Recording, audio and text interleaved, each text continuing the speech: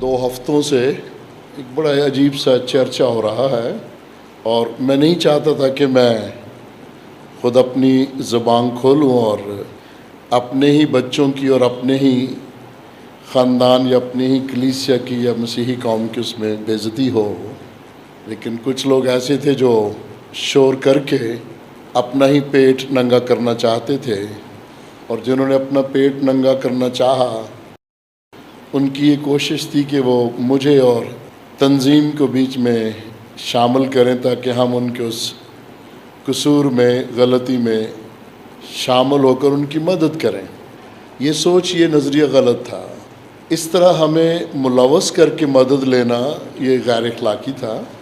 میں نے جو انہیں نصیحت کی کہ غلطی کا اعتراف کرو، سچ بولو، معافی مانگو، اور ہم اعلیٰ حکام سے کہہ رہے ہیں کہ اس غلطی کی معافی ہو جانی چاہیے، کیونکہ ہم جس دیش میں رہتے ہیں اگر ہم نے مقابلہ بازی شروع کر دی تو پھر ہم ہار جائیں گے، ہم مقابلہ نہیں کر سکتے۔ ہم کتنے لوگوں کو باہر کے ملکوں میں بھیج دیں گے، سارے نہیں جا سکیں گے۔ اور پھر جس طرح خدا نے بنی اسرائیل کو دنیا جہاں میں بکھیرا ہے، اور کچھ لوگ تو کہتے تھے کہ یہ خدا کی لعنت ہے، لیکن وہ خدا کی لعنت کو بھی نہیں جانتے کہ وہ برکت میں بدل جاتی ہے۔ جس طرح آدم اور حوا کو خدا نے سزا دی تو وہ سزا بھی برکت میں بدل گئی۔ بنی اسرائیل کا دنیا میں بکھرنا بھی برکات کا باعث بنا، اور وہ خداوند کے گواہ ٹھہرے۔ میرے بزرگان کو اور آپ سبوں کو بھی خداوند نے اس لیے اس اسلامی دیش میں زندہ رکھا ہے کہ ہم اس کے گواہ بنیں۔ تو گواہ بننے کے لیے سچا ہونا ضروری ہے۔ اور عزیزوں، میں آپ کو پوری بات مختصراً بتاؤں گا۔ ہمارا جو ساتھی تھا جس کا نام الیعزر وکی ہے، وہ پچھلے 5 سال سے ہمارے ساتھ کام کرتا رہا۔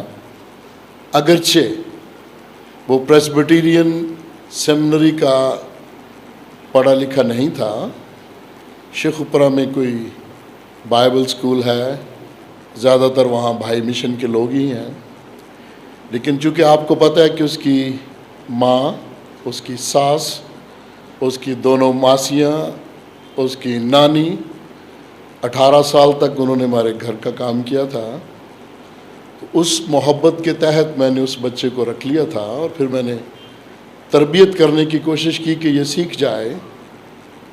لیکن میں آج اس کی بہت ساری غلطیوں، شرارتوں کو بیان نہیں کروں گا جو کلیسیا میں تھیں، اور کس طرح کلیسیا اس سے خائف تھی، اور جہاں اس کو رکھا گیا وہاں مسلمان ذمہ داروں، چودھریوں سے کس طرح کی لڑائی جھگڑا رہا، اور کس طرح تھانے کچہری میں نے اس کو کئی دفعہ بچایا۔ لیکن جب انسان شرارتوں سے باز نہیں آتا اور اس کی کوئی اندرونی خواہشات ایسی ہوتی ہیں جس میں وہ خود پھنس جاتا ہے، تو پھر یہاں تک نوبت آ گئی کہ وہ سننے میں آیا۔ مجھے دوسرے دن پتہ چلا کہ چرچ کی دیوار پر کوئی 2 جملے لکھ گیا ہے۔ وہ 2 جملے کیا تھے؟ پہلا جملہ تھا تحریک لبیک کا، یا رسول اللہ، تو وہ ہر جگہ لکھا ہے، ہماری جو کتابیں ہیں ان میں بھی ہے۔ دوسرا جملہ، رسول پاک آخری نبی ہیں، وہ ہر کتاب میں لکھا ہے۔ ہم نے بھی بچپن سے ساری اسلامیت پڑھی ہے، ہم پڑھتے رہے ہیں، بولتے رہے ہیں، زبانی یاد کیا ہے۔ اگر کسی نے دیوار پہ لکھ دیا ہے تو کہاں کہاں سے مٹائیں گے؟ وہ لکھا رہنے دو۔ دوسرا، وہاں لکھا ہے جی وکی ملعون، وکی اس کا نک نیم ہے، یعنی ملعون کا مطلب ہے لعنتی۔ مجھے جب دوسرے دن پتہ چلا تو میں نے کہا کہ جب آپ کی کلیسیا یہ کہہ رہی ہے کہ پادری صاحب لکھا رہنے دو، ہمیں کیا اعتراض ہے، مٹاؤ گے تو پھر وہ اور برا منائیں گے۔ خود ہی اس نے پولیس کو اطلاع کر کے بلایا، اور خود ہی ان سے وہ مٹوا دیا گیا، اور پہلے دن ہی لکھنے کے فوراً خود ہی اس نے پولیس کو اطلاع کر کے بلایا، اور خود ہی ان سے وہ مٹوا دیا گیا، اور پہلے دن ہی لکھنے کے فوراً بعد اسے فیس بک پہ دے دیا گیا، جو میرے علم میں بالکل نہیں تھا، اور کہا اب یہ جا رہا ہے کہ الطاف صاحب کہتے تھے نام ہٹانا، میں نے اپنے بیٹے کو بھیجنا ہے تاکہ وہ دنیا میں میرے لیے پیسے اکٹھے کرے۔ بیٹا بیرسٹر ہے، اور اس کی جو پڑھے لکھے لوگ ہیں وہ جانتے ہیں کہ ان کی آمدن کتنی ہوتی ہے، اور میں نے اپنی 37 سالہ خدمت میں اس طرح کے سیاسی کیسز کبھی نہیں ڈیل کیے، سوائے سیمینارز اور کنونشنز کے یا چرچ پلانٹنگ کے علاوہ میرا کوئی اور مشغلہ نہیں رہا کہ میں اس طرح کے سماجی اور سیاسی کیسز کو ڈیل کروں۔ یہ قدرتی پہلا کیس ہے پریسبیٹیرین کلیسیا پاکستان کا۔ پھر بڑی جلدی کر کے میرا نام استعمال کر کے درخواست میں میرا نام لکھ کے FIR کٹوائی گئی۔ ٹھیک ہے جی، کٹوا لو۔ اس کے چند دنوں بعد دوسرا واقعہ جو پستول سے فائر کرنے کا ہے، وہ بھی مجھے جب یہ ہسپتال پہنچے تب پتہ چلا۔ پھر میں نے فون کیا چند کلیسیاؤں کو، اور 100 سے زیادہ لوگ وہاں پہنچ گئے۔ پھر رات 11 بجے میں نے بڑی گاڑی بھیجی اور اس کے پورے خاندان کو وہاں سے اٹھایا، لے کے آئے، اور جب میڈیکل ہوا تو کرسچن ڈاکٹر تھے، ڈاکٹر دلشاد مسیح گل، آرتھوپیڈک کے وہ ہیڈ آف دا ڈپارٹمنٹ ہیں۔ انہیں میں نے فون کیا، انہوں نے کہا جی فکر نہ کرنا، ایک اور ہماری کرسچن بہن ہے وہاں پہ، سینئر ٹیوٹر ہے، انہیں فون کیا، اور تھوڑی ہی دیر بعد پتہ چلا کہ جی اس کا بازو سن ہے، اور سن کر کے گولی ماری گئی ہے، اور صرف جلد کے پاس سے گزاری ہے، اندر بازو میں نہیں ہے، زخم صرف تھوڑا معمولی ہے، اور مجھے بتایا گیا اس کے خاندان نے کہ 3 انچ گہرا زخم ہے۔ پھر میں نے کہا میڈیکل سرٹیفکیٹ دو، نہیں دیا ابھی تک اس کے خاندان نے مجھے، ان کے پاس تھا۔ مجھے کہا جی 3 انچ گہرا زخم ہے۔ پھر میں نے کہا کہ ہمارے کلیسیا میں وقاص سے وہ پٹی کرے گا، نہیں کرنے دی، اس کو اندر نہیں جانے دیا، اپنا کو واقف کار۔ پھر ہسپتال والوں نے فون کیا کہ جی لے جائیں، بندہ ٹھیک ہے، بالکل ٹھیک ہے۔ اگلے دن شام کو میرے گھر میں آ گئے، 4 تاریخ کی شام، اور 9 تک آپ اندازہ کر لیں ان کے خاندان کے 25-30 لوگ، پولیس والے 15 سے 20 لوگ، اور پادری صاحبان کم از کم 40-50 لوگ، ان کو صبح دوپہر شام کھانا دینا، چائے دینی، کتنا خرچ تھا، اور اس کی بیوی کو 3 بار 2 ہفتوں میں کم از کم 60,000 روپیہ دے دیا۔ اس کے علاوہ اور میں مدد کیا کر سکتا تھا؟ پھر میں اعلیٰ حکام کو، یعنی جو صوبے کی قیادت ہے، ان سے رابطہ کر کے صرف ایک ہی درخواست کرتا رہا کہ یہ معافی کی طرف آئیں، کیونکہ بچے نے اقرار کر لیا تھا میرے ساتھ، کلیسیا نے مجھے بتا دیا تھا کہ خود ہی کیا یہ۔ اب مجھے اس سے جبراً بیان دلوانے کی ضرورت کیا ہے؟ مجھے فائدہ کیا ہے؟ پریسبیٹیرین کلیسیا پاکستان تنظیم کو کیا فائدہ ہے؟ اسے سزا دلوانے کا ہمیں کیا فائدہ ہے؟ جب تو سچ ہی نہیں بولتا تو پھر سزا تو ملے گی نا۔ پھر تو بیان دے دیے، جو تو نے بیان فوری طور پر خود ہی فائر کیا، جس لڑکے نے بازو پکڑا تھا اس نے اقرار کیا۔ سن کرنے والا ٹیکہ کہاں سے لیا؟ کہا جی یہ تنظیم کی جو ڈسپینسری ہے وہاں سے، اور وہاں صرف بخار وغیرہ کی دوائیاں، وہاں سن کرنے والے ٹیکے نہیں ہیں۔ سن کرنے والے ٹیکے ان کی جو اپنی کلینک ہے نا یہاں اونچا مربع میں، وہاں ملتے ہیں، اور اس کی خالہ نے اقرار کیا کہ ہمارے پاس 2-3 ہیں، لیکن میں نے نہیں اس کو دیا۔ تو وکی کو دوستوں نے کہا بھی تو کہہ دے میں بازار سے لیا، تو ڈسپینسری پہ کیوں ڈال رہا ہے؟ تو تنظیم کو پھنسا رہا ہے کہ جی وہ گلفام جو وہاں ڈسپینسر ہے اس کو بھی پکڑ کے لے کے پھر تنظیم کو پھنسایا، پھر الطاف کو پھنسا رہا ہے کہ جی اس نے مجھ سے زبردستی بیان دلوایا۔ میں نے تجھے کون سا مارا ہے، پستول دکھایا کہ تو بیان دے؟ نہیں دینا نہ دے، اب تو نے دے دیا ہے تو 3 بار تو بیان چینج بھی کر چکا ہے، پھر بدل لینا۔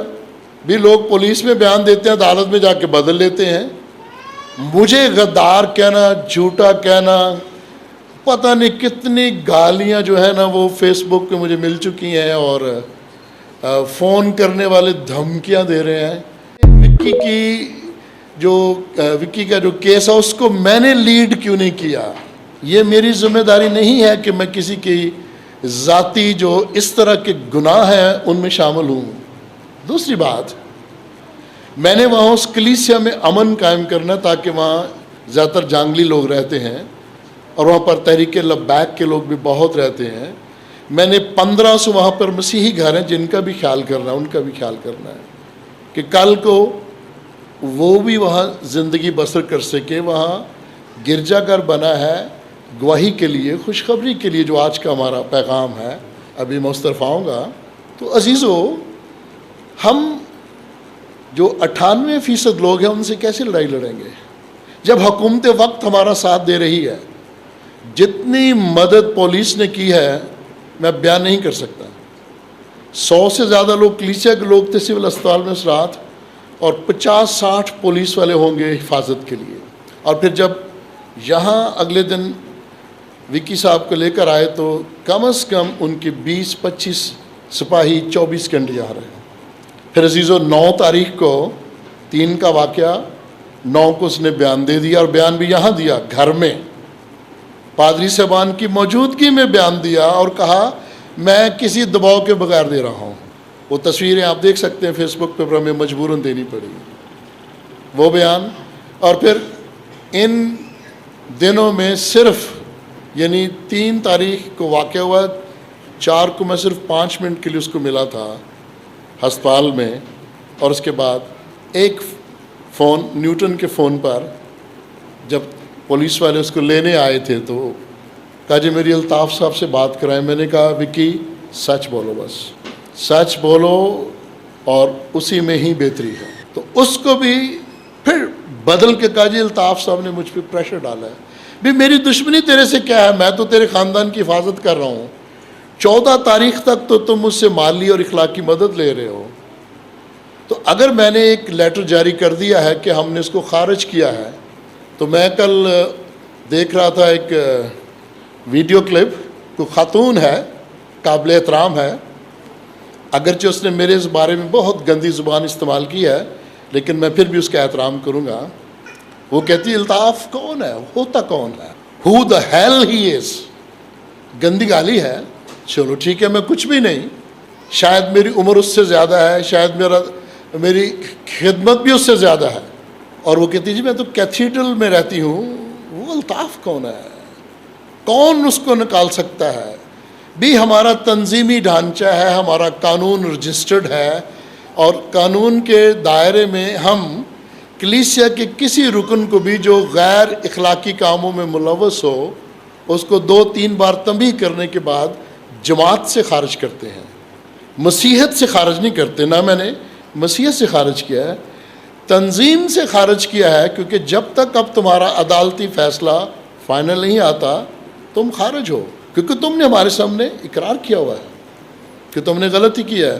پھر اس کی جو خالہ ہے سب سے زیادہ جو پیش ہے، اور کوئی خالہ نہیں، کوئی اور رشتہ دار فرنٹ پہ نہیں ہے، وہ بڑی فرنٹ پہ ہے.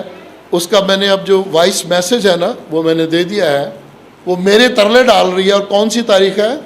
10 تاریخ کو، کہ بھائی جان آپ نے بچانا ہے، وکی سے غلطی ہو گئی ہے، اس کی معافی کروائیں. تو میں نے کہا میں 3 تاریخ کا ہی کہہ رہا ہوں کہ معافی کروانی ہے. اور ہمارا وفد بھی ملا ہے جا کے آئی جی صاحب کو، اور معافی کی ہی بات چل رہی تھی. لیکن خدا کا شکر ہے عدالت والوں نے کہا، وہ ڈرامہ کر رہا تھا نا فالج کا، 150 شوگر ہو تو ایسے تو نہیں بندہ ہلتا. میں 350 شوگر میں بھی کام کرتا ہوں. اور اس کی خالہ مجھے میسج میں بتا رہی ہے 25 پوائنٹ انسولین دی ہے، 150 اب اس کی شوگر ہے. تو کچھ بھی نہیں ہے. رینڈم میں آپ کو پتہ ہے 180 200 کچھ بھی نہیں ہے. میں 50 یونٹ صبح لیتا ہوں، 40 یونٹ رات کو لیتا ہوں. اور ان دنوں میں میری شوگر 250 سے 350 ہے اس کے باوجود.